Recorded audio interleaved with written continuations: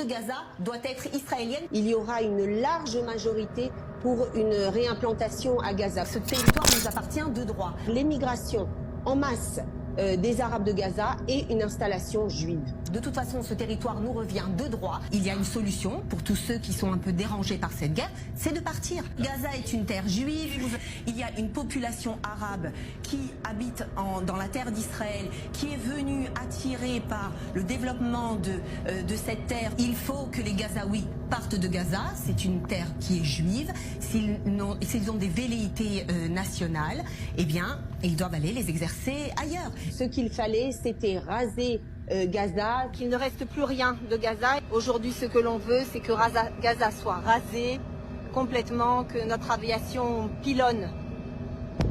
Waouh! Les pénalités que nous devons réclamer, c'est l'enfer à Gaza. Je constate qu'il y a encore des imprimeries qui tiennent debout à Gaza, et donc cela veut dire que nous n'avons pas encore terminé le travail. Une conquête de notre terre, et ceux qui ont encore des velléités nationales, nous devons soit les faire partir, et s'ils ne le veulent pas, eh bien ils rencontreront le feu de Tsahal. Il n'y a pas de population civile innocente à Gaza. Nous ne voulons plus de voisins barbares. L'éducation à partir de la naissance est anti-juive. Aujourd'hui, il est temps de devenir cruel.